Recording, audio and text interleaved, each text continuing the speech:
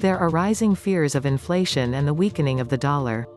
The price of commodities and gas and just about everything we buy out there is up in price.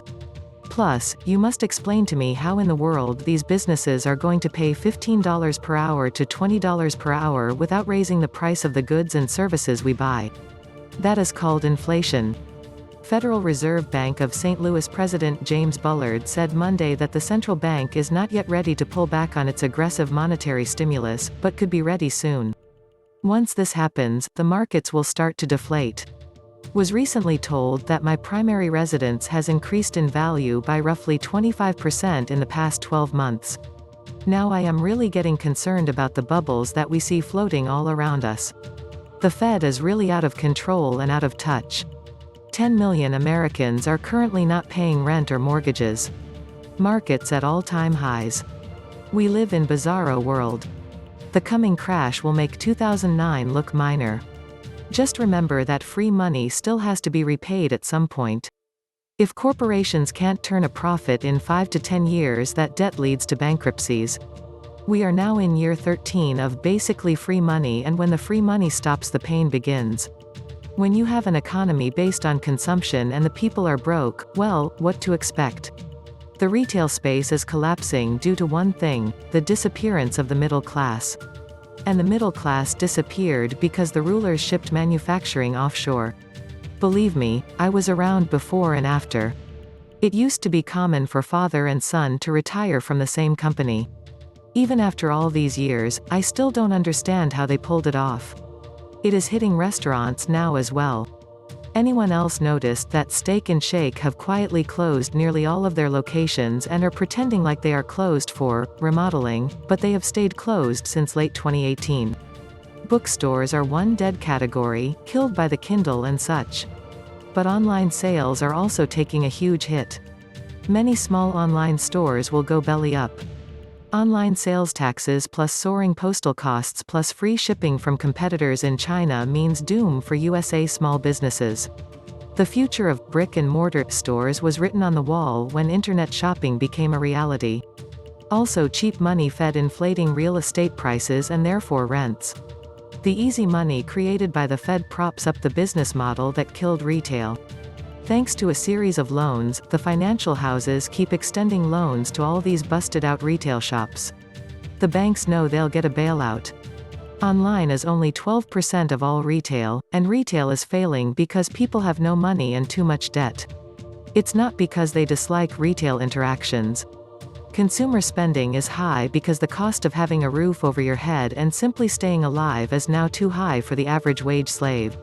Retail is failing for the same reason that transportation, manufacturing, hospitality, and everything else is failing: the economy sucks. Nobody has any money, and 40% of working-age people have no job. Of the other 60%, half have jobs that pay peanuts. Let it all fall to zero. Start fresh with non-debt-based money and no income taxes. We'll come back strong. Don't worry about that. Retail apocalypse is a term used by the media to describe the ways a shift in consumer spending patterns may be impacting the traditional brick-and-mortar retail store business model. The number of struggling and bankrupt retailers in the United States that have been affected by these changes, including Toys R Us, Macy's, and Sears, has prompted predictions of the demise of in-store shopping and the contentious label, apocalypse, which connotes widespread disaster and destruction. The brick-and-mortar landscape has changed over the years due to a number of contributing factors, including the continued growth of e-commerce and an oversupply of shopping malls. With evidence mounting that the American shopping mall is in decline, if not dead as a doornail, can we finally say that the internet, mobile phones, eBay, Amazon, Google, Pinterest, Instagram, you name it, have irrevocably changed how we shop? E-commerce platforms are taking the world by storm, and the inefficient retail experience that the consumers are facing is serving as a helping hand for the same. So, what is retail apocalypse? It is a phenomenon where the traditional retail industry has been eaten up by the exponential growth of e-commerce. This is a problem because e-commerce is projected to make up to 17.5% of the total retail sales in China and the US, leading the race by 2022. However, the retail industry is not completely dead yet. It can accelerate back up with the efficient use of technology to provide first-class customer experience. Retail stores have been failing at high rates since the 19th century, overexpanding into marginal or declining communities, too small of square footage, and products carried to extract enough from each customer. The more you see, the more you buy, which is the inherent strength of many categories of goods under one roof, fumbling with direct marketing, whether catalogs or the internet, losing the merchandisers and buyers who made unusually good choices, cutting back on advertising, being purchased by dumb conglomerates that didn't understand retailing at all. Especially expensive sites, large downtown department stores, shopping malls, big box stores that don't have the actual customer numbers visiting them that the site costs assumed are a reliable store killer, and customer shopping patterns are always changing. Downtown started emptying out in the 1920s to 30s, with retailers reacting decades later, just as they are 20 to 30 years after shopping malls were wildly overbuilt and losing their luster as a place for browsing and hanging out.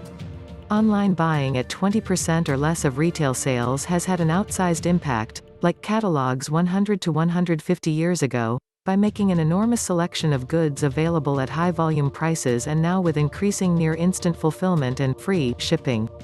That changes customer expectations, always unrealistic, chaotic, and unsustainable, and retail stores just 25 years into the internet boom are increasingly adapting to the new world order.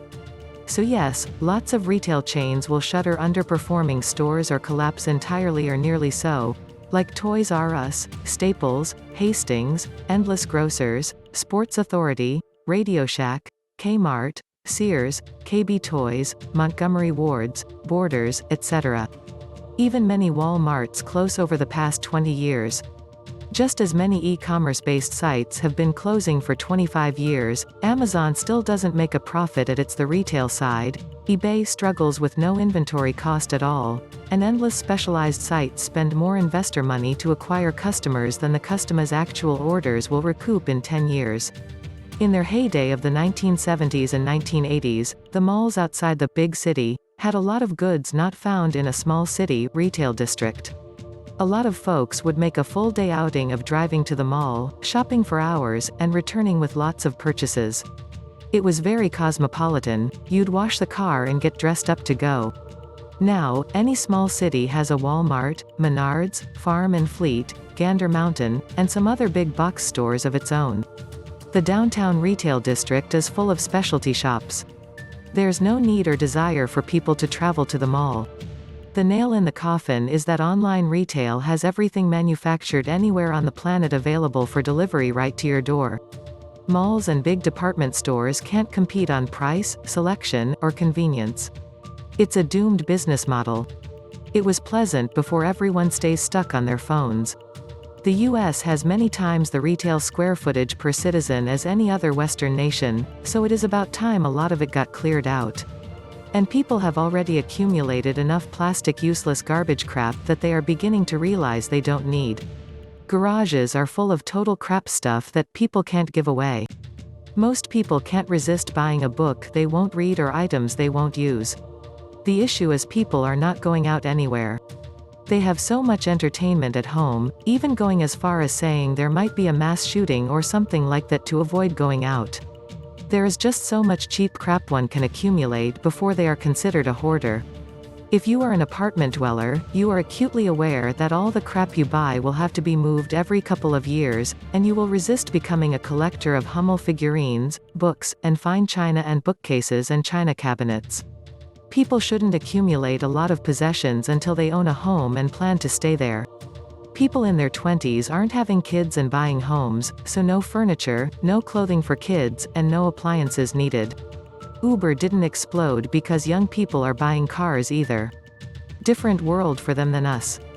Those of us who are older are just trying to get rid of the plastic crap in the attic from years past.